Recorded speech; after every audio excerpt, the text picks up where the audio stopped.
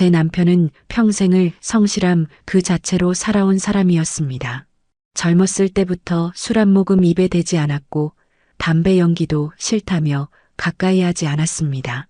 주말마다 친구들이 술자리를 권해도 남편은 늘 미소를 지으며 사양했습니다. 난 술보다는 운동이 더 좋다네. 그렇게 말하며 이른 새벽이면 운동화를 꿰어 신고 집 앞 공원을 걸었습니다. 동네 사람들은 남편을 두고 하나같이 입을 모았습니다. 참 반듯한 사람이라고, 자기 관리에 철저한 사람이라고. 저 역시 그런 남편이 자랑스러웠습니다. 저와 함께 한 가정생활에서도 남편은 한치의 흐트러짐이 없었습니다. 새벽 일찍 일어나 직장으로 향하고 퇴근 후에는 집에 곧장 들어와 저녁을 함께 했습니다. 주말이면 아이들과 시간을 보내고 틈틈이 집안일도 도왔습니다. 그렇게 성실하고 착실한 남편이 제 곁에 있다는 사실이 제 삶의 가장 큰 복이었지요. 그런데 언젠가부터 남편이 피곤하다는 말을 입에 달기 시작했습니다. 처음엔 대수롭지 않게 들렸습니다. 나이 들면 다 그렇지. 저 역시 그렇게 생각했습니다. 퇴직을 준비하는 나이, 몸이 예전 같지 않은 건 당연한 일이라고 넘겼습니다. 하지만 피곤하다는 말은 날이 갈수록 잦아졌습니다. 예전에는 새벽마다 산책을 나가던 사람이 어느 날부터는 늦잠을 자고 싶다며 이불 속에 머무는 시간이 늘어갔습니다. 밥맛도 없다고 했습니다. 식탁 앞에 앉아 숟가락을 들었다 놓았다 하며 한숨만 쉬는 남편을 보면서 제 마음 한구석이 불안해지기 시작했습니다. 여보, 요즘 어디 아픈 데 있어요? 제가 물으면 남편은 늘 웃으며 대답했습니다. 별일 아니야. 그냥 피곤해서 그래. 조금 쉬면 괜찮아질 거야. 그 대답을 믿고 싶었습니다.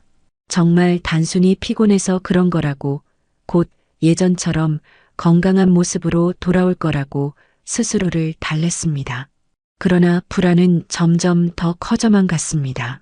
그러던 어느 날 남편이 옆구리가 묵직하다고 말했습니다. 단순히 근육이 뭉쳤나 싶어 파스를 붙여주었지만 남편의 얼굴은 쉽게 풀리지 않았습니다. 며칠 뒤에는 배가 더부룩하다며 손으로 배를 감싸쥐고 앉아 있었습니다. 그때 저는 더는 지체할 수 없다고 생각했습니다. 여보, 내일 당장 병원에 가요. 검사를 받아봐야겠어요. 제가 단호하게 말하자 남편은 마지못해 고개를 끄덕였습니다. 늘 대수롭지 않게 넘기던 남편이었지만 그날만큼은 제 말을 거절하지 않았습니다. 아마도 본인 스스로도 이상하다는 걸 느끼고 있었던 것 같습니다. 병원에 가던 날 제 마음은 무겁게 내려앉아 있었습니다. 혹시 큰 병이라도 나오면 어쩌나, 그렇다고 아무 일도 없다는 말만 듣고 돌아오면 괜한 걱정을 했구나 싶겠지. 두려움과 안도 사이에서 마음이 요동쳤습니다. 검사 결과가 나오기까지의 시간은 참으로 길었습니다. 대기실 의자에 앉아 시계를 수십 번은 들여다봤을 겁니다. 남편은 오히려 저를 다독였습니다. 여보, 너무 걱정하지 마. 내가 어떤 사람인지 알잖아. 술, 담배도 안 했고, 늘 운동도 했는데. 남편의 그 담담한 말이 제겐 오히려 더 불안하게 들렸습니다. 그렇게 건강을 챙겨온 사람인데도 혹시 병이 있다면 그건 얼마나 무서운 병일까요? 그리고 마침내 의사가 우리를 불렀습니다. 진료실 문을 열고 들어섰을 때 저는 의사의 얼굴에서 웃음을 찾고 싶었습니다. 별일 아니시네요. 라는 말을 기다렸습니다. 그러나 의사의 입술에서 나온 말은 제 상상조차 할 수 없던 것이었습니다. 간암 말기입니다. 순간 제 귀를 의심했습니다. 잘못 들은 게 아닐까 머릿속이 하얘졌습니다. 제가 뭐라고요? 하고 되묻자 의사는 조용히 그러나 단호하게 다시 말했습니다. 간암 말기입니다. 이미 상당히 진행된 상태라 치료가 쉽지 않습니다. 그 순간 제 눈앞이 캄캄해졌습니다. 옆에 앉은 남편을 돌아보았지만 남편은 오히려 침착한 얼굴이었습니다. 저는 눈물이 왈칵 쏟아졌습니다. 남편은 제 손을 꼭 잡으며 말했습니다. 여보, 괜찮아. 누구나 언젠가는 겪는 일이잖아. 저는 목이 메어 아무 말도 할 수 없었습니다. 그토록 건강에 신경 쓰고 가족을 위해 성실히 살아온 사람이 왜 이런 병에 걸려야 하는지 도무지 받아들일 수가 없었습니다. 병원에서 가난 말기라는 말을 들은 그날 이후 저희 부부의 삶은 완전히 달라졌습니다. 남편은 바로 입원을 해야 했습니다. 의사 말로는 더 이상 시간을 미룰 수 없다고 했습니다. 저는 얼떨떨한 상태에서 병실을 배정받고 간단히 필요한 짐을 챙겨 병원으로 들어왔습니다. 남편이 병원 침대에 누워 링거를 맞고 있는 모습을 처음 본 순간 제 가슴이 미어졌습니다. 늘 건강하고 고든 자세로 저 앞을 걷던 사람이었는데 하얀 환자복을 입고 힘없이 누워있는 모습은 너무 낯설었습니다. 남편은 제 손을 잡고 오히려 미소를 지었습니다. 여보, 걱정하지 마. 아직 내가 이렇게 말도 하고 있잖아. 그 미소가 얼마나 애잔하게 보였는지 모릅니다. 이번 첫날 밤 저는 잠을 이루지 못했습니다. 옆 침대에 누워있는 남편의 숨소리를 계속 확인했습니다. 혹시라도 숨이 멎는 건 아닌지 불안감에 눈을 감을 수가 없었습니다. 창밖에는 네온 사인이 번쩍였지만 제 눈에는 모든 것이 흐릿하고 차갑게만 보였습니다. 며칠이 지나면서 남편과 저는 많은 대화를 나눴습니다. 평생 직장 생활에 바쁘다 보니 제대로 하지 못했던 대화들이었지요. 남편은 제 손을 꼭 잡고 말했습니다. 여보, 나 사실 제일 미안한 게 뭔지 알아? 당신하고 아이들한테 제대로 여행 한 번 못 시켜준 거야. 늘 일에 매여서 바쁘다 보니 같이 추억을 많이 못 만든 것 같아. 저는 눈물이 터져나와 말할 수 없었습니다. 괜찮아, 여보.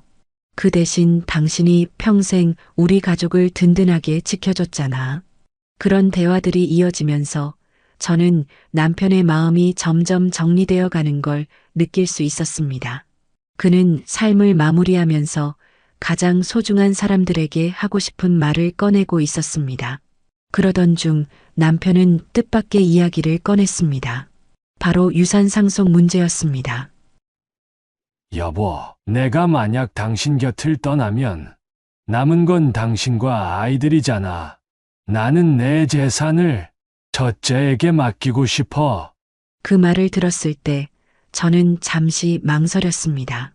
왜 첫째인가 하는 생각이 스쳤지만 남편의 눈빛을 보니 이해할 수 있었습니다.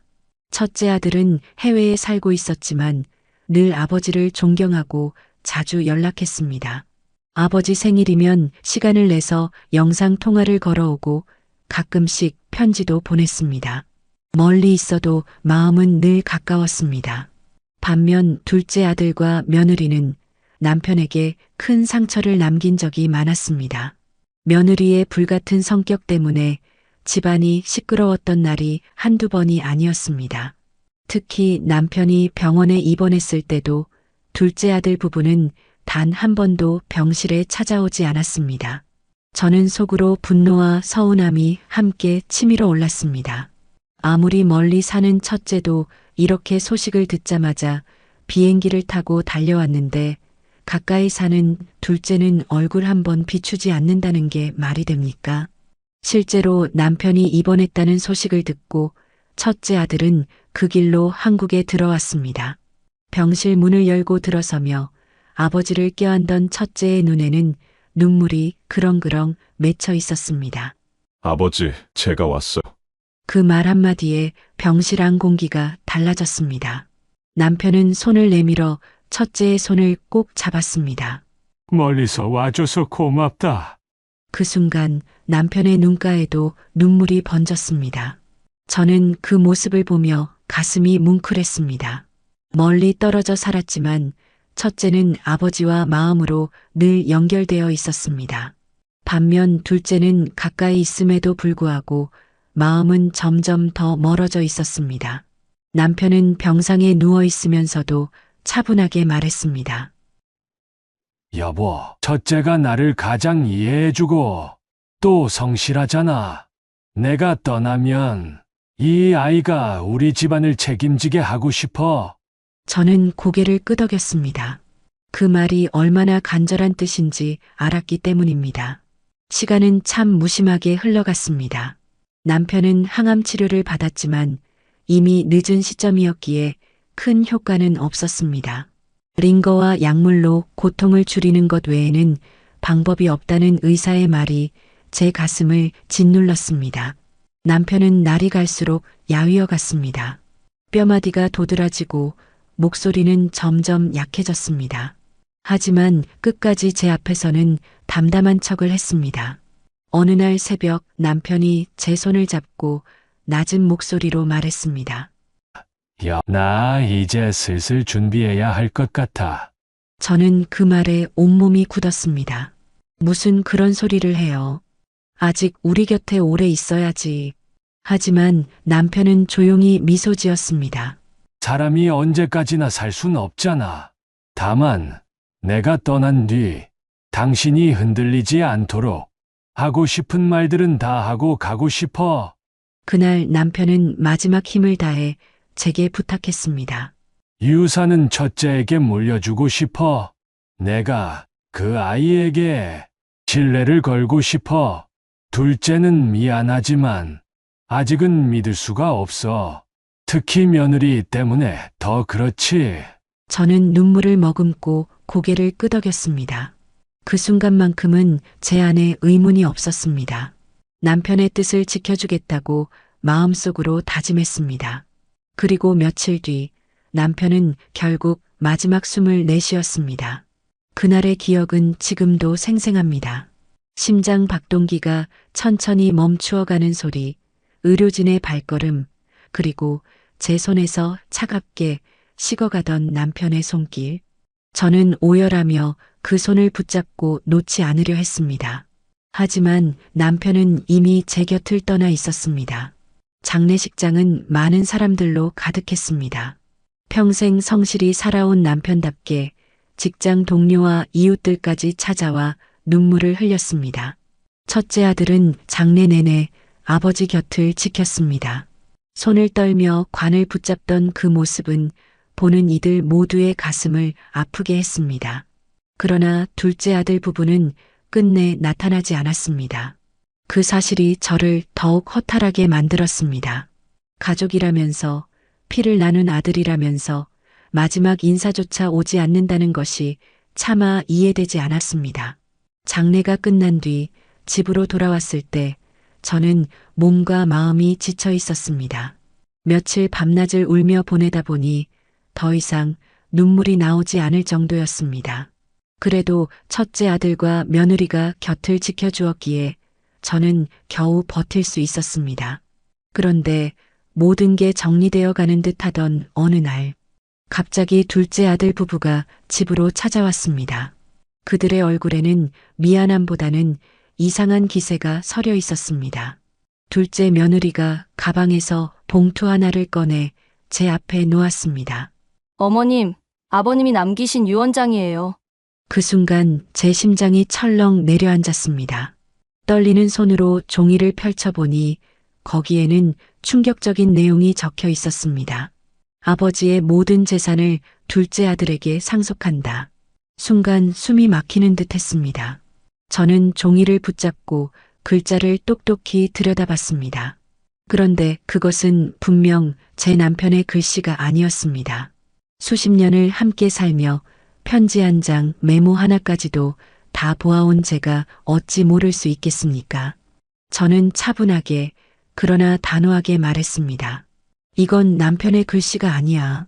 그리고 남편은 마지막 순간에 분명히 첫째 아들에게 상속하고 싶다고 했어. 내가 직접 들었어. 그러나 둘째 며느리는 태연했습니다. 오히려 당당하게 말했습니다. 어머님, 제가 임종 직전에 병원에 찾아뵀을 때 아버님이 직접 제게 주신 겁니다. 어머님은 모르셨을 거예요. 그 말은 저를 더 분노케 했습니다. 저는 단 하루도 병실 곁을 떠난 적이 없었습니다. 남편 곁에서 눈을 붙이다가도 그가 신음하면 벌떡 일어나던 제가 어떻게 둘째 며느리가 몰래 다녀갔다는 걸 몰랐겠습니까? 그건 명백한 거짓이었습니다. 저는 목소리를 낮추었지만 단호하게 말했습니다. 그만해라. 돌아가신 시아버님 앞에서 이런 거짓말을 하는 게 부끄럽지도 않니? 그러나 둘째 며느리는 오히려 눈을 부릅뜨며 말했습니다. 아버님이 직접 남기신 뜻이에요. 우리는 이 유산을 정당하게 상속받을 겁니다. 그 태도는 더 이상 참을 수 없는 뻔뻔함이었습니다. 저는 마침내 결심했습니다. 좋아. 그렇다면 법대로 가자. 법정에서 진실을 밝히자. 그 순간 집안 공기는 얼어붙었습니다. 첫째 아들 부부는 놀란 얼굴로 우리를 번갈아 보았고 둘째 며느리는 미소를 잃지 않은 채 고개를 끄덕였습니다. 네, 법대로 하죠. 저희도 당당하니까요. 그리하여 남편이 떠난 뒤 저희 가족은 결국 법정으로 향하게 되었습니다. 법정으로 가기로 한 날 이후 제 마음은 하루하루 전쟁 같았습니다. 남편을 잃은 슬픔이 채 가시기도 전에 며느리의 거짓말과 뻔뻔함에 맞서야 한다는 현실이 너무나 가혹했습니다. 하지만 물러설 수 없었습니다. 남편이 마지막으로 제게 남긴 말, 첫째 아들에게 상속하고 싶다는 그 뜻을 반드시 지켜내야 했습니다. 소송 준비 과정은 쉽지 않았습니다. 변호사를 찾아가 이야기를 털어놓으며 저는 또 한 번 울음을 터뜨렸습니다. 남편은 마지막까지 첫째에게 주고 싶어 했습니다. 그런데 이 아이들이 거짓으로 유언장을 꾸며냈어요. 제발 진실을 밝혀주세요. 변호사는 조용히 고개를 끄덕이며 말했습니다. 걱정하지 마십시오. 진실은 드러나게 돼 있습니다. 우리가 할 일은 증거를 모으는 겁니다. 우선 남편이 입원해 있던 병원의 CCTV를 확인하기로 했습니다. 만약 둘째 며느리가 임종 직전에 몰래 병실을 찾았다고 한다면 CCTV에 그 모습이 남아 있어야 했습니다.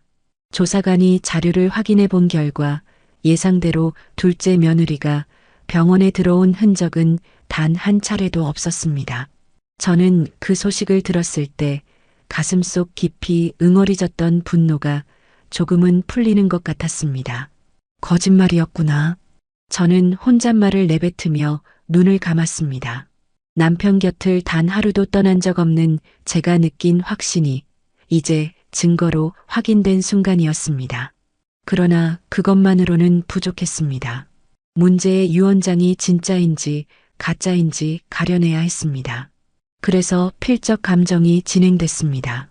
남편이 생전에 남긴 편지, 서명, 메모들을 모아 필적 감정 기관에 제출했습니다. 결과가 나오기까지는 시간이 꽤 걸렸습니다. 그 기다림은 제게 또 다른 고통이었습니다. 하루하루가 길게만 느껴졌습니다. 드디어 결과가 나왔습니다. 감정인은 법정에서 분명히 말했습니다. 해당 유언장은 고인의 필체와 명백히 다릅니다. 위조 가능성이 높습니다. 그 말을 들은 순간 제 눈에서는 또다시 눈물이 터져 나왔습니다. 억울함과 분노로 짓눌리던 가슴이 잠시나마 풀리는 듯 했습니다. 방청석에 앉아있던 첫째 아들도 고개를 숙이며 눈물을 훔쳤습니다. 반면 둘째 며느리는 얼굴빛 하나 변하지 않았습니다. 오히려 굳은 표정으로 저를 노려보듯 바라봤습니다.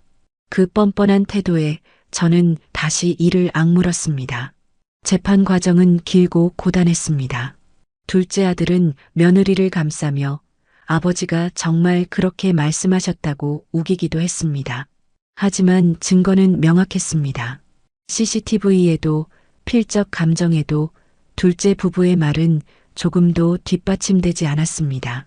재판을 오가며 저는 수없이 지쳤습니다.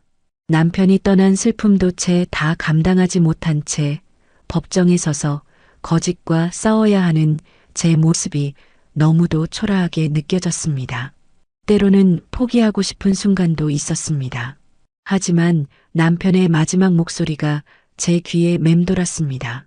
여보, 내 뜻을 지켜줘. 그 말 한마디가 제 발걸음을 다시 일으켜 세웠습니다. 재판 준비가 진행되던 어느 날 저는 마음을 단단히 먹고 둘째 며느리를 직접 불러냈습니다.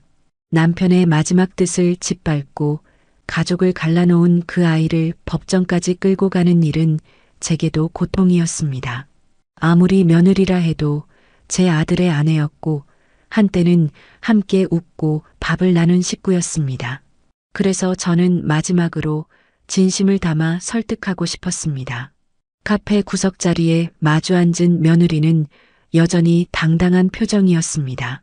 검은 옷차림에 팔짱을 낀 채 의자에 기대 앉아 저를 똑바로 바라보고 있었습니다. 저는 차가 나오기도 전에 조용히 말을 꺼냈습니다. 내가 내 아들 아내라서 내가 마지막으로 말해보는 거다. 그 유언장, 남편이 쓴 게 아니라는 걸 너도 알잖니. 순간 며느리의 눈동자가 흔들리는 듯 했지만 곧바로 표정을 굳혔습니다. 어머님, 아버님이 직접 제게 주신 거예요. 저도 지킬 의무가 있는 거고요. 저는 깊은 한숨을 내쉬며 다시 말했습니다. 내가 남편 곁을 하루도 비운 적이 없다. 임종 전까지 매 순간을 함께한 내가 모르겠니? 내 말은 말도 안 되는 거짓말이다. 너도 알잖아. 내가 지금 잘못된 길로 들어섰다는 걸. 하지만 며느리는 눈 하나 깜빡하지 않고 고개를 저었습니다. 저는 거짓말하지 않았습니다. 법정에서 다 밝혀질 겁니다. 저는 그 순간 목이 메어 잠시 말을 잇지 못했습니다. 마지막 희망처럼 꺼낸 제 진심이 벽에 부딪혀 산산이 깨지는 소리가 들리는 듯 했습니다. 그래도 포기할 수는 없었습니다. 저는 조금 더 간절한 목소리로 말을 이어갔습니다. 내가 너를 며느리로 맞이했을 때 남편도 나도 내가 우리 집안의 기둥이 되길 바랐다. 그런데 지금 넌 남편의 마지막 뜻을 짓밟고 있어.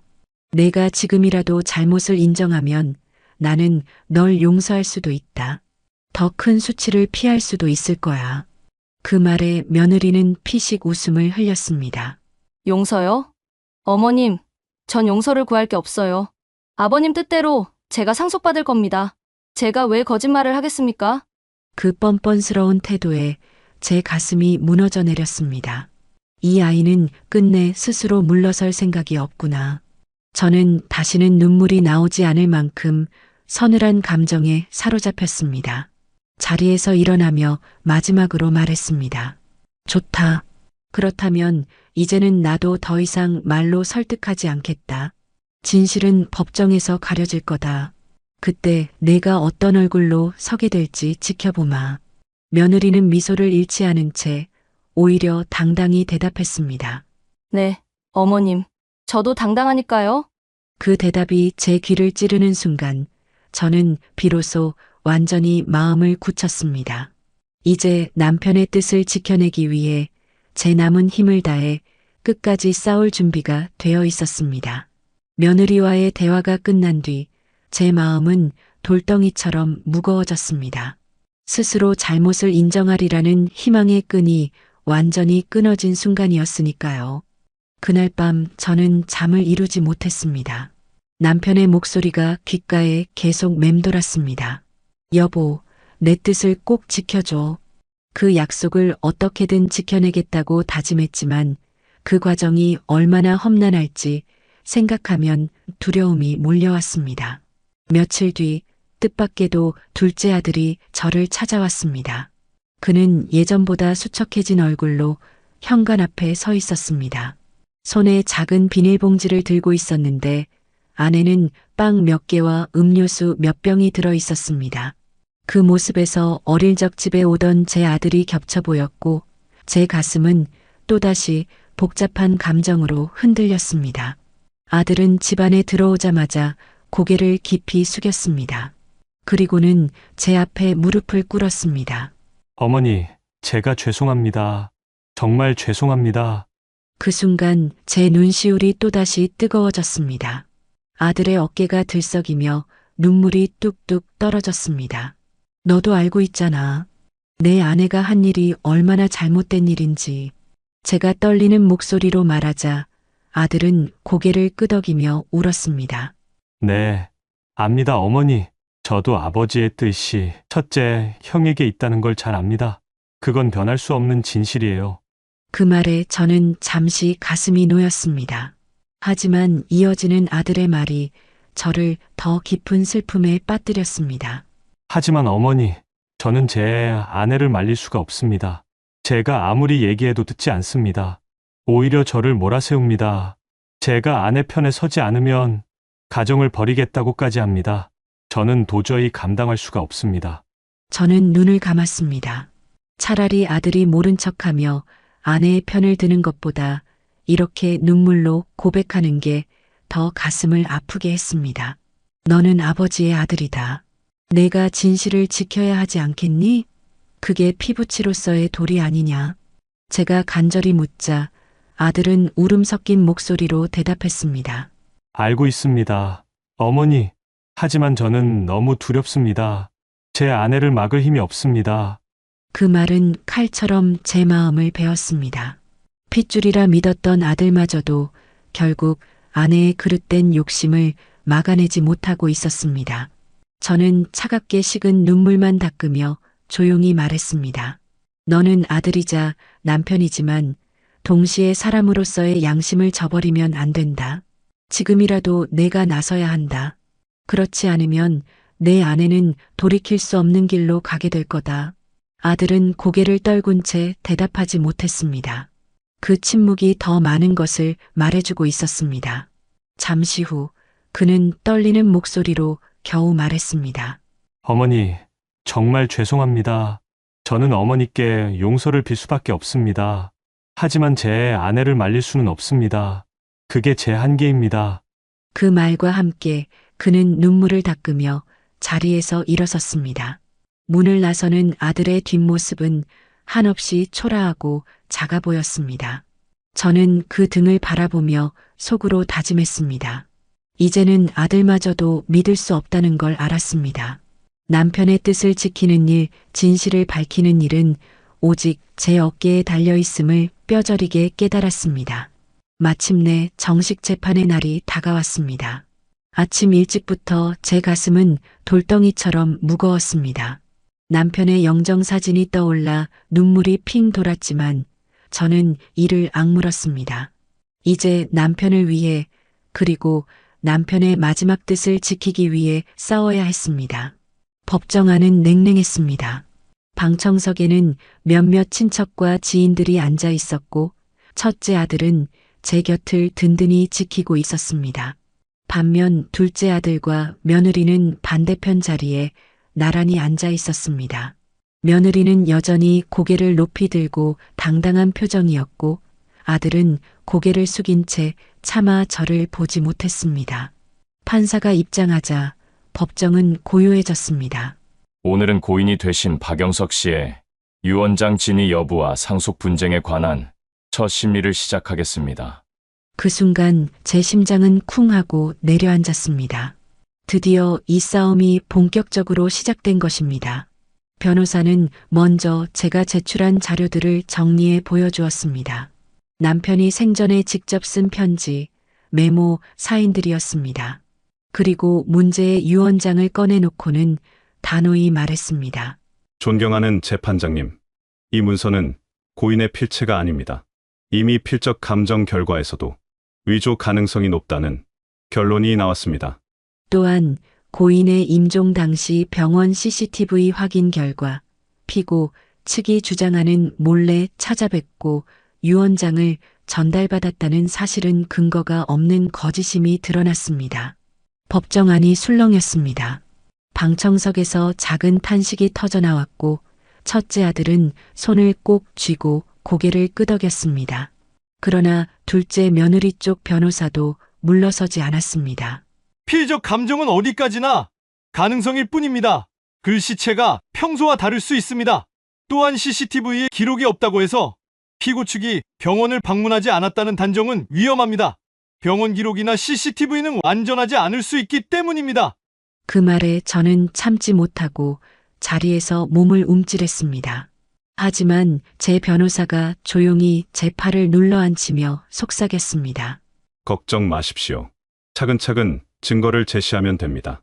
판사는 고개를 끄덕이며 차분히 정리했습니다. 좋습니다. 그렇다면 양측이 제출한 자료들을 면밀히 검토하고 필요하다면 추가 증인을 부르겠습니다. 그날 첫 공방은 그렇게 끝났지만 제 마음은 무겁기만 했습니다. 법정에서 당당하게 거짓을 말하는 며느리의 태도는 참을 수 없을 만큼 뻔뻔했습니다. 하지만 저는 흔들리지 않기로 했습니다. 진실은 이미 제 편에 있었습니다. 시간이 걸리더라도 끝내 밝혀낼 수 있다는 믿음이 제 마음속에 자리하고 있었습니다. 재판이 끝나고 법정을 나서는 길, 첫째 아들이 제 어깨를 붙잡았습니다. 어머니, 걱정하지 마세요. 아버지가 원하신 대로 될 겁니다. 저도 끝까지 함께 할게요. 그 말에 저는 겨우 눈시울을 붉히며 고개를 끄덕였습니다. 첫 공판이 끝난 뒤 재판부는 양측에 추가 자료와 증인을 준비하라고 명했습니다. 저는 다시금 남편이 남긴 모든 흔적을 뒤지며 증거를 모았습니다. 서랍 깊숙이 넣어두었던 편지, 오래된 다이어리, 심지어는 아버지로서 아이들에게 남긴 짧은 쪽지까지 챙겨냈습니다. 한자 한자 또박또박 써내려간 남편의 글씨는 평생을 성실하게 살아온 그의 모습 그대로였습니다. 다음 기일이 되자 법정에는 필적 감정을 맡았던 전문가가 증인으로 출석했습니다. 법정에 들어선 그는 차분히 자료를 펼쳐놓고 판사의 질문에 대답했습니다. 비교 결과 문제의 유언장은 고인의 필체와 확연히 다릅니다. 획의 굵기, 글자의 간격, 습관적인 필체 특징이 일치하지 않습니다. 단순한 컨디션 차이로 설명하기에는 어불성설입니다. 그 말에 법정 안은 또다시 술렁였습니다. 저는 눈을 감고 두 손을 모았습니다. 남편의 억울함이 한 줄 한 줄 밝혀지고 있다는 생각에 눈물이 솟구쳤습니다. 첫째 아들도 옆에서 고개를 깊이 숙이며 긴 한숨을 내쉬었습니다. 그러나 둘째 며느리의 태도는 여전히 당당했습니다. 그녀는 증인의 말을 부정하며 변호사와 속삭였고 변호사는 다시 판사에게 강하게 주장했습니다. 피의적 감정은 절대적인 것이 아닙니다. 실제로 병으로 쇠약해진 환자들이 평소와 다른 글씨체를 남기는 경우는 많습니다. 판사는 고개를 끄덕이며 말했습니다. 좋습니다. 그 주장도 검토해 보겠습니다. 하지만 필적 감정 외에 추가로 다른 증거가 필요하군요. 그때 제 변호사가 일어섰습니다. 재판장님, 원고 측은 고인이 입원해 있던 당시 병실에 간호 기록지와 간호사 진술서를 제출합니다. 피고 측이 주장하는 시점에 고인을 방문한 기록은 단 한 차례도 없습니다. 또한 병실에 상주하던 간호사 역시 낯선 방문자는 없었다고 확인했습니다. 법정에 긴장감이 감돌았습니다.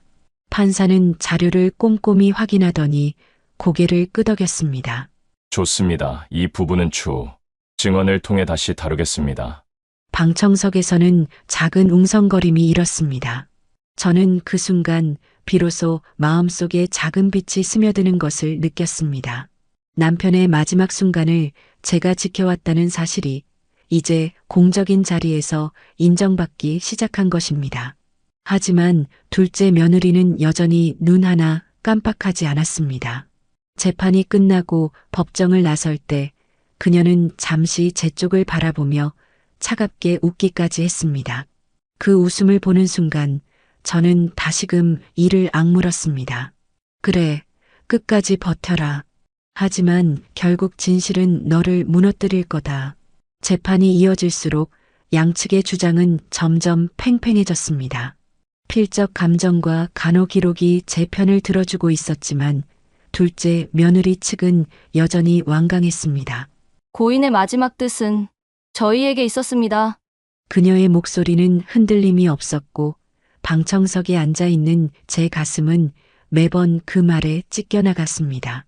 그러던 어느 날 재판부는 새로운 증거를 검토하겠다고 했습니다. 병원에서 추가로 제출한 CCTV 자료 중 병실 복도와 출입구의 장시간 기록이 복구된 것이었습니다. 당시에는 단순히 확인되지 않았던 부분이었는데 경찰의 정밀 분석으로 다시 복원된 영상이 나온 것입니다. 법정 스크린에 영상이 재생되자 모두의 시선이 집중되었습니다. 화면 속에는 남편의 병실로 드나드는 간호사와 가족들의 모습이 선명히 잡혔습니다. 특히 남편이 세상을 떠나기 전 마지막 일주일 동안의 기록이 꼼꼼히 정리돼 있었습니다. 그 안에는 제가 남편 곁을 지키는 모습, 그리고 급히 한국에 들어온 첫째 아들이 병실을 드나드는 장면까지 모두 담겨 있었습니다. 하지만 둘째 며느리의 모습은 어디에도 없었습니다. 재판장은 눈썹을 찌푸리며 물었습니다. 피고 측은 임종 직전에 병실을 방문했다고 주장했지요. 그렇다면 이 영상에 그 모습이 있어야 합니다. 그런데 확인된 바에 따르면 그런 흔적은 단 하나도 없습니다. 순간 법정 안이 술렁였습니다. 방청석에서 작은 탄식이 흘러나왔고 첫째 아들은 주먹을 불끈 쥐며 눈시울을 붉혔습니다. 저는 손수건을 꼭 쥔 채 눈을 감았습니다.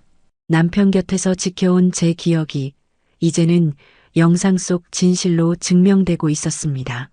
둘째 며느리의 얼굴은 잠시 굳어졌습니다. 하지만 곧 다시 고개를 들고 말했습니다. 영상에 없다고 해서 제가 안 간 건 아닙니다. CCTV가 모든 걸 담는 건 아니잖아요. 그 말에 판사의 눈빛이 차갑게 변했습니다. 피고, 이 정도 증거에도 불구하고 계속 사실을 부정한다면 더 무거운 책임을 져야 할 수도 있습니다. 그 순간 저는 마음속에서 어떤 확신이 들었습니다. 끝내 뻔뻔하게 버티고 있지만 이미 진실은 무너지고 있다는 걸 느낄 수 있었습니다. 남편의 마지막 뜻을 더럽힌 거짓은 더 이상 오래 버틸 수 없었습니다. 재판은 점점 막바지로 향했습니다. 이미 증거는 충분히 제시되었고 남편이 남긴 뜻이 무엇이었는지 그리고 유언장이 조작되었다는 사실이 차츰 분명히 드러나고 있었습니다. 하지만 마지막까지도 긴장은 풀리지 않았습니다. 재판장은 양측의 주장을 다시 한번 듣기로 했고 변호사들은 준비한 최종 발언을 하나씩 꺼내 놓았습니다. 제 변호사는 차분하지만 단호한 목소리로 말했습니다. 존경하는 재판장님, 고인은 평생을 성실히 살며 가족을 지키셨던 분입니다. 임종 직전 남기신 진심은 바로 첫째 아들에게 모든 것을 맡기고 싶다는 것이었습니다. 그러나 피고 측은 이를 무시하고 허위 문서를 내밀어 고인의 명예를 훼손했습니다. 필적 감정, CCTV, 간호 기록 등 모든 증거가 이를 증명합니다. 고인의 마지막 뜻을 지켜주시기를 간곡히 부탁드립니다.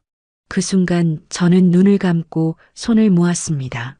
남편의 목소리가 귓가에 맴도는 듯 했습니다. 여보, 내 뜻을 지켜줘. 그 약속을 이 자리에서 지킬 수 있기를 간절히 빌었습니다. 이어 피고 측 변호사가 일어섰습니다. 그는 여전히 강하게 맞섰습니다. 재판장님, 원고 측이 내세우는 증거가 완전하다고 볼 수는 없습니다. 글씨체는 병세의 악화로 달라질 수 있었고 CCTV가 모든 걸 보여주지 못할 수도 있습니다. 피고 측은 분명히 고인의 뜻을 받들었다는 확신을 가지고 있습니다. 단지 이를 증명할 방법이 부족할 뿐입니다. 그 발언에 방청석에서 작은 웅성거림이 흘러나왔습니다. 모두가 이미 진실을 알고 있었기에 변호사의 말은 공허하게 들렸습니다. 하지만 며느리는 그 순간에도 흔들림 없는 얼굴이었습니다. 고개를 들고 차갑게 저를 바라보며 마치 자신이 이길 수 있다는 듯 미소를 띠고 있었습니다. 그 뻔뻔한 태도는 제 분노를 다시 불러일으켰지만 저는 이를 악물며 참았습니다. 반면 둘째 아들은 달랐습니다. 그는 고개를 푹 숙인 채 연신 손으로 얼굴을 가렸습니다. 떨리는 어깨, 울음을 삼키는 듯한 숨소리가 멀리서도 느껴졌습니다. 그가 이 싸움이 어디로 향하고 있는지 이미 잘 알고 있다는 것을 보여주는 듯 했습니다. 재판장은 양측의 최종 발언을 모두 들은 뒤 조용히 정리했습니다. 좋습니다. 모든 증거와 진술을 충분히 검토했습니다. 판결은 다음 기일에 선고하도록 하겠습니다.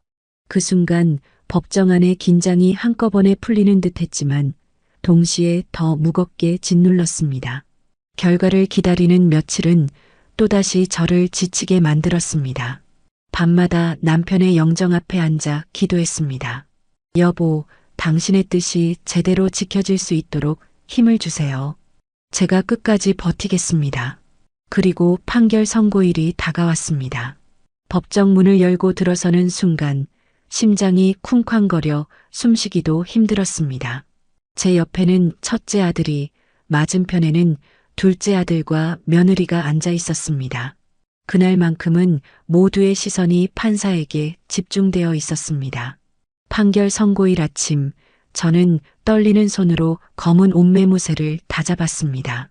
남편의 영정 앞에 향을 올리고 조용히 속삭였습니다. 여보, 오늘은 당신의 뜻이 밝혀지는 날이야. 제발 제게 힘을 주세요. 법정 문을 열고 들어서니 공기부터 달랐습니다. 방청석에는 친척들과 이웃들까지 와 있었고 모두의 시선이 긴장 속에 법정을 향해 있었습니다. 첫째 아들은 제 옆에서 손을 꼭 잡아주었습니다. 그 온기 덕분에 간신히 마음을 붙들 수 있었습니다. 맞은편에는 둘째 아들과 며느리가 앉아 있었는데 며느리는 여전히 표정 하나 변하지 않았습니다. 오히려 고개를 들고 당당한 척하고 있었지요. 반면 아들은 초라한 모습으로 고개를 떨군 채 앉아 있었습니다. 마침내 판사가 서류를 펼치며 판결문을 읽기 시작했습니다.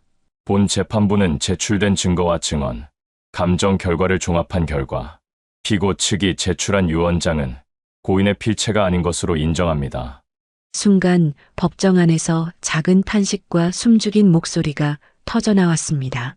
제 눈에서는 눈물이 왈칵 쏟아졌습니다. 남편의 억울함이 이제야 풀리는 듯 했습니다. 판사는 이어서 단호한 목소리로 판결을 읽어내려갔습니다. 유언장은 위조로 판명되었으며 상속 재산은 원고 측 주장대로 첫째 아들에게 귀속되는 것이 타당합니다. 또한 위조와 사문서 행사 혐의에 대해서는 피고 며느리에게 징역 1년을 선고하고 피고 아들에게는 집행유예를 선고합니다. 그 말이 끝나자 법정 안은 웅성거림으로 가득 찼습니다. 첫째 아들은 두 손으로 얼굴을 감싸며 흐느꼈습니다. 저는 남편의 영정이 눈앞에 아른거리며 가슴이 무너져 내렸습니다. 억울하게 떠난 남편의 마지막 뜻을 지켜냈다는 안도감과 이런 상황까지 오게 만든 며느리에 대한 분노가 뒤섞여 복잡한 눈물이 쏟아졌습니다. 둘째 며느리는 그제야 표정이 굳어졌습니다. 입술을 깨물며 판사를 노려보았지만 더는 변명할 수 없었습니다. 그녀의 눈에는 처음으로 두려움이 스쳐갔습니다. 반면 둘째 아들은 울음을 터뜨리며 법정 안에서 무너져 내렸습니다. 어머니 죄송합니다. 정말 죄송합니다. 그 목소리가 공허하게 울려 퍼졌지만 저는 고개를 돌린 채 눈을 감았습니다. 이제는 어떤 말로도 제 상처를 치유할 수 없었습니다. 판사가 퇴장한 뒤 방청석은 한동안 술렁였습니다. 저는 무겁게 자리에서 일어나 첫째 아들의 손을 붙잡았습니다. 그리고 속으로 남편에게 조용히 말했습니다. 여보, 당신의 뜻을 지켜냈습니다. 이제 조금은 편히 쉬세요. 판결이 내려지고 법정을 나온 순간 제 몸은 마치 힘줄이 끊어진 듯 무겁게 주저앉고 싶었습니다. 긴 싸움 끝에 남편의 뜻을 지켜냈다는 안도감이 있었지만 마음 한켠은 여전히 허무했습니다. 사람의 탐욕이 이렇게까지 가족을 무너뜨릴 수 있다는 사실이 저를 깊은 슬픔에 잠기게 했습니다. 법원 앞에서 첫째 아들은 저를 꼭 끌어안으며 말했습니다. 어머니, 아버지 뜻이 지켜졌습니다. 이제는 편히 쉬세요. 저는 눈물을 삼키며 고개를 끄덕였습니다. 그러나 제 마음속 깊은 곳에는 씻기지 않는 상처가 남아 있었습니다. 둘째 아들과 며느리는 판결이 끝난 뒤에도 제 앞에 나타났습니다. 며느리는 고개를 빳빳이 세우고 아무 말 없이 법원을 떠났습니다. 자신의 잘못을 인정하기는커녕 여전히 억울하다는 눈빛이었습니다. 그 뻔뻔한 뒷모습을 보면서 저는 차갑게 마음을 굳혔습니다. 이제는 다시는 내 인생에 발을 들이지 못하게 하겠다. 둘째 아들은 울면서 제 앞에 무릎을 꿇었습니다. 어머니, 저를 용서해 주세요. 저는 아내를 말릴 힘이 없었습니다. 하지만 아버지를 욕되게 하려던 건 제 뜻이 아니었습니다. 그 말은 이미 재판 과정에서 수없이 들은 변명이었습니다. 저는 눈을 감은 채 조용히 대답했습니다. 내 아내의 잘못은 곧 내 잘못이다. 내 남편의 뜻을 짓밟으려 한 죄를 너도 함께 짊어져야 한다. 이제 더 이상 우리 사이에 가족이란 말은 없다. 그날 이후 저는 둘째 부부와 완전히 연을 끊었습니다. 전화도 받지 않았고 명절에도 그들의 이름은 제 입에서조차 나오지 않았습니다. 핏줄이라는 이름으로 끝까지 기대어 보려 했던 제 마음은 이미 산산이 부서져 있었습니다. 세월이 흘러도 남편을 잃은 슬픔은 잦아들지 않았습니다. 아침에 눈을 뜨면 빈자리가 가장 먼저 느껴졌고 밤에 불을 끄면 남편의 숨결이 없는 고요가 저를 덮쳤습니다. 저는 종종 남편의 사진 앞에 앉아 혼잣말을 하곤 했습니다. 여보, 당신의 뜻은 지켜냈어. 하지만 당신 없는 자리가 이렇게도 허전할 줄은 몰랐어. 첫째 아들이 종종 찾아와 저를 위로했지만 가슴속 공허함은 사라지지 않았습니다. 저는 매일같이 남편과의 추억을 떠올리며 하루를 버텼습니다. 그와 함께 걸었던 동네 산책길, 함께 나눴던 소소한 대화, 식탁 위에서 마주보며 웃던 순간들이 제 마음을 붙잡아 주었습니다. 둘째 부부와의 갈라섬은 씁쓸했지만 그 선택은 옳았습니다. 만약 제가 끝까지 눈을 감고 넘어갔다면 남편의 뜻은 왜곡되고 가족의 이름은 더럽혀졌을 것입니다. 저는 남편에게 부끄럽지 않은 길을 택한 것입니다. 세월은 묵묵히 흘러갔습니다. 남편이 떠난 뒤 저는 하루하루를 사진과 추억 속에서 버텨냈습니다. 빈자리를 대신 채워줄 사람은 없었지만 첫째 아들과 며느리 그리고 손주들이 종종 찾아와 주었기에 저는 그나마 웃음을 되찾을 수 있었습니다. 그들과 함께 있을 때면 잠시나마 남편이 곁에 있는 듯 따뜻한 기운을 느낄 수 있었습니다. 그러던 어느 날 첫째 아들을 통해 뜻밖의 소식을 들었습니다. 어머니, 둘째가 결국 이혼했답니다. 그 말을 듣는 순간 제 손에 들려있던 찻잔이 살짝 흔들렸습니다. 놀람과 씁쓸함이 뒤섞여 가슴 깊은 곳에서 묘한 감정이 치밀어 올랐습니다. 저는 곧바로 자세한 이야기를 들었습니다.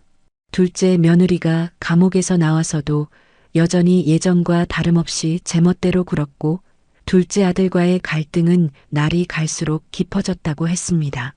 돈 문제로 싸움이 잦았고 서로에 대한 불신이 쌓이다 못해 결국 법원에 이혼 서류를 냈다는 소식이었습니다. 그 얘기를 듣고 저는 긴 한숨을 내쉬었습니다. 결국 그렇게 되는구나. 핏줄인 아들을 향한 연민이 없는 것은 아니었습니다. 그러나 스스로 선택한 배우자였고 또 그 배우자의 잘못을 눈감아준 대가이기도 했습니다. 아들은 이미 재판에서 집행유예를 받으며 깊은 상처를 입었고 이제는 가정마저 무너진 것입니다. 밤에 혼자 앉아 남편의 사진을 바라보며 속삭였습니다. 여보, 결국 둘째 집은 이렇게 끝이 났어. 당신 떠난 뒤로 모든 게 무너져 내렸어. 하지만 그 길은 스스로 만든 길이니 어쩔 수 없지 않겠어. 눈물이 저절로 흘렀지만 그 눈물은 예전처럼 억울함만 담긴 것이 아니었습니다. 안타까움, 연민, 그리고 한편으론 씁쓸한 깨달음이 뒤섞인 눈물이었습니다. 가족이라는 이름으로도 지켜낼 수 없는 것이 있다는 사실을 저는 늦게나마 뼈저리게 느끼고 있었습니다. 그날 이후 저는 더 이상 둘째 아들 소식을 궁금해하지 않기로 했습니다. 그가 어떤 삶을 살든 그것은 이제 제 영역이 아니었습니다. 남편의 뜻을 지켜낸 것만으로도 제 몫은 다했다고 스스로 위로하며 저는 오직 남편의 기억을 곱게 간직하는 데 집중하기로 했습니다. 둘째 아들과 며느리가 이혼했다는 소식을 들은 지 몇 달이 흘렀습니다. 저는 일부러 더 이상 그 집 소식을 들으려 하지 않았습니다. 이미 마음속에서 정리한 인연이었고 다시 들춰본다 한들 제 삶이 달라질 건 없다고 생각했기 때문입니다. 그러던 어느 날 늦은 저녁 무렵 초인종이 울렸습니다. 문을 열어보니 낯익은 얼굴이 제 앞에 서 있었습니다. 바로 둘째 아들이었습니다. 예전보다 훨씬 수척해진 얼굴, 검게 패인 눈 밑 흐트러진 차림새는 그가 어떤 시간을 견뎌왔는지를 보여주고 있었습니다. 그는 제 앞에 서자마자 고개를 깊이 숙였습니다. 어머니 저예요. 문 앞에서 한참을 망설이다가 겨우 왔습니다. 목소리는 떨리고 있었습니다. 저는 아무 말 없이 현관을 열어주었습니다. 거실에 들어선 그는 잠시 머뭇거리더니 무릎을 꿇었습니다. 그리고 두 손을 바닥에 짚고 눈물을 흘리며 말했습니다. 어머니, 제가 잘못했습니다. 아내 말에 끌려 어머니와 아버지를 욕되게 한 죄, 저는 죽을 때까지 잊을 수 없습니다. 제게 한 번만, 단 한 번만 용서해 주실 수 없겠습니까? 그 울음은 거짓이 아니었습니다. 수십 년 동안 제가 보아온 제 아들의 울음이었습니다. 가슴 깊이 응어리져 있던 감정이 터져나온 듯 그는 아이처럼 울며 제 발등에 얼굴을 묻었습니다. 저는 눈물이 차올랐지만 쉽게 말이 나오지 않았습니다. 너무 많은 상처를 남긴 아들이었습니다. 남편의 마지막 뜻을 짓밟으려 했고 저를 끝없는 고통 속으로 밀어넣었던 사람이었습니다. 그 기억이 쉽게 사라질 리 없었습니다. 하지만 제 눈앞에 무너져 내린 아들은 분명 제 아들이었습니다. 핏줄을 저버릴 수 없는 어머니의 마음이 또다시 흔들렸습니다. 잠시 침묵 끝에 저는 떨리는 목소리로 물었습니다. 내가 정말 후회한다면 이제는 어떻게 하고 싶으냐? 아들은 눈물로 범벅된 얼굴을 들며 대답했습니다. 어머니, 이제 저는 홀몸입니다. 가진 것도 의지할 것도 아무것도 없습니다. 남은 생은 오직 어머니를 모시며 살고 싶습니다. 제가 그동안 드린 상처 조금이라도 갚으며 살고 싶습니다. 그 말에 제 가슴은 복잡하게 요동쳤습니다. 한편으론 늦게나마 뉘우친 아들이 애처로웠고 또 한편으론 다시 믿어도 되는가 하는 두려움이 몰려왔습니다. 저는 한동안 대답하지 못하고 눈을 감았습니다. 남편의 얼굴이 떠올랐습니다. 여보, 이 아이를 내가 받아들여도 되겠습니까? 그날 밤 아들은 제 거실 바닥에 무릎 꿇은 채 한참을 울고 있었습니다. 저는 그 모습을 바라보며 마음이 천갈래 만갈래로 흔들렸습니다. 어머니, 저를 다시 받아주십시오. 남은 생은 오직 어머니만 바라보며 살겠습니다. 그의 목소리는 처절했고 그 간절함이 거짓이 아님을 알 수 있었습니다. 하지만 제 가슴속 깊은 곳에서는 여전히 거센 파도가 일렁였습니다. 남편이 병상에 누워 마지막 힘을 다해 제게 남겼던 말, 내 뜻은 첫째에게. 그 음성이 아직도 귓가에 선명히 울리고 있었습니다. 저는 조용히 입을 열었습니다. 내가 내 아들인 건 사실이다. 하지만 내가 저지른 일도 사실이다. 그 상처가 얼마나 깊은지 내가 상상이나 할 수 있겠니? 제 목소리는 떨렸지만 단호했습니다. 아들은 고개를 숙인 채 대답하지 못했습니다.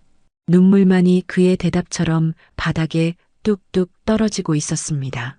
그날 밤 아들을 그냥 내쫓을 수는 없었습니다. 저는 방 한쪽을 내어주며 말했다. 하룻밤은 여기서 자고 가라. 하지만 내 앞길을 내가 대신 정해줄 수는 없다. 아들은 마치 작은 희망이라도 얻은 듯 다시 눈물을 흘리며 제 앞에 머리를 숙였습니다. 아들이 잠든 뒤 저는 남편의 사진 앞에 홀로 앉았습니다. 여보, 이 아이를 제가 받아들여야 합니까? 아니면 끝내 외면해야 합니까? 속삭이듯 묻고 또 묻다가 눈물이 흘러내려 사진 액자를 적셨습니다. 며칠 동안 아들은 제 곁에서 말없이 머물렀습니다. 함께 밥을 먹을 때도, 설거지를 할 때도, 집안을 청소할 때도 그는 조용히 제 눈치를 살피며 행동했습니다. 마치 단 한마디라도 제가 용서를 내주기를 기다리는 듯 보였습니다. 하지만 제 마음은 쉽게 움직이지 않았습니다. 아들이 남편의 마지막 뜻을 짓밟았던 기억, 며느리와 함께 저를 법정으로 끌고 갔던 기억은 너무도 선명했습니다. 그 상처는 단순히 시간이 지난다고 아물 수 있는 것이 아니었습니다. 밤마다 잠을 이루지 못한 채 남편의 목소리를 떠올렸습니다. 여보, 당신의 뜻을 끝내 지켰습니다. 그런데 이 아이를 어떻게 해야 합니까? 제 안에서는 아직도 치열한 싸움이 이어지고 있었습니다. 며칠 동안 아들은 제 곁을 떠나지 않았습니다. 아침이면 먼저 일어나 부엌을 정리했고 밥이 부족하면 직접 장을 봐와 밥상을 차리기도 했습니다. 저는 그런 모습을 지켜보며 마음이 흔들렸지만 여전히 선뜻 다가설 수는 없었습니다. 그가 흘린 눈물이 진심인지 아니면 또다시 순간의 감정에 휘둘린 것인지 확신할 수 없었기 때문입니다. 그러던 어느 날 제가 무거운 짐을 들고 집에 들어오는데 발이 헛디뎌 넘어질 뻔했습니다. 순간 아들이 달려와 저를 붙잡았습니다. 어머니, 괜찮으세요? 떨리는 목소리와 제 팔을 꽉 붙잡은 그의 손길에서 오래된 아들의 온기를 느낄 수 있었습니다. 그날 저녁 아들은 조심스레 제 앞에 앉았습니다. 어머니, 저를 쉽게 용서하지 못하신다는 거 압니다. 하지만 저는 이제라도 아버지를 욕되게 한 지난 날을 뉘우치며 살고 싶습니다. 앞으로 제 삶은 오직 어머니를 지키는 데 쓰겠습니다. 부디 마지막으로 한 번만 저를 아들로 불러주십시오. 그 말에 제 눈물이 왈칵 쏟아졌습니다. 수십 년 동안 키운 제 아들이었습니다.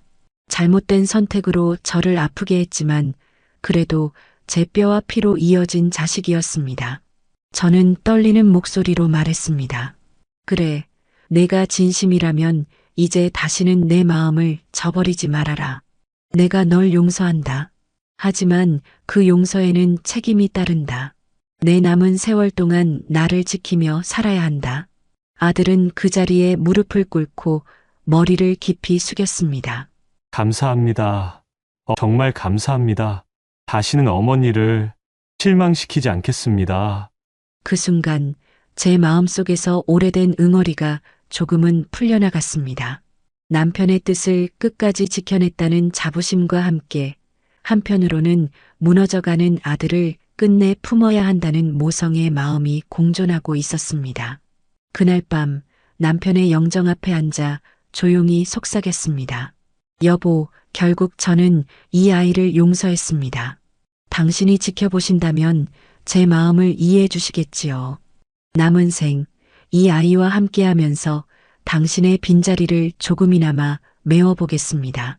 둘째 아들은 제 곁으로 돌아온 뒤 달라진 모습을 보였습니다. 예전에는 늘 아내의 그늘에 가려 자기 주장을 못하던 사람이었는데 이제는 제 옆에서 묵묵히 집안일을 챙기며 작은 것 하나라도 놓치지 않으려 애썼습니다. 아침마다 먼저 일어나 집 앞을 쓸고 저보다 먼저 장에 나가 반찬거리를 사왔습니다. 제가 힘들어하던 무거운 짐도 말없이 대신 들어주었고 함께 밥을 먹을 때면 먼저 제 그릇을 챙겨주었습니다. 처음엔 그런 모습조차 낯설었습니다. 이 아들이 정말 변한 것일까? 아니면 시간이 지나면 또다시 옛 모습으로 돌아갈까 두려웠습니다. 그러나 날이 갈수록 그의 행동에서 진심이 묻어났습니다. 말로는 다 할 수 없었던 후회와 속죄를 그는 몸으로 보여주려는 듯 했습니다. 주변 이웃들도 그의 변화를 금세 알아차렸습니다. 아드님이 많이 달라지셨네요. 예전에는 얼굴 보기 힘들었는데 요즘은 매일 어머니 곁을 지키고 있더군요. 그런 말을 들을 때마다 제 마음속 응어리가 조금씩 풀렸습니다. 저녁에 남편의 영정 앞에 앉으면 이제는 홀로 앉아있지 않았습니다. 옆에서 둘째 아들이 함께 절을 하고 묵묵히 향을 피우곤 했습니다. 그 모습이 어쩐지 남편에게 작은 위로가 되어주는 듯 느껴졌습니다. 저 또한 그 순간만큼은 마음 한구석에 외로움이 덜해졌습니다. 시간이 흐르면서 저는 그를 다시 아들로 받아들일 수 있었습니다. 상처가 완전히 사라진 것은 아니었지만 그는 제 옆에서 조금씩 그 자리를 메워갔습니다.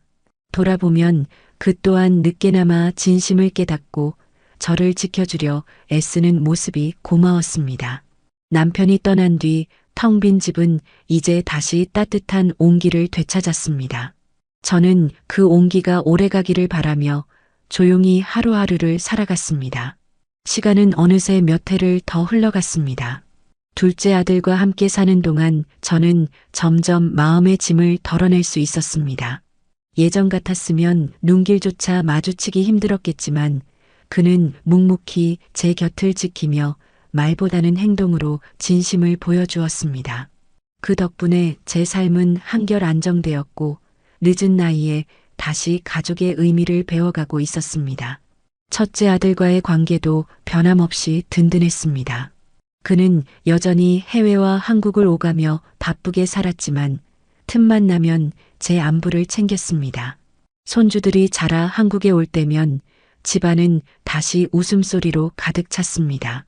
아이들이 방 안을 뛰어다니며 웃을 때 저는 그제야 진정한 가족의 힘이 무엇인지 느꼈습니다.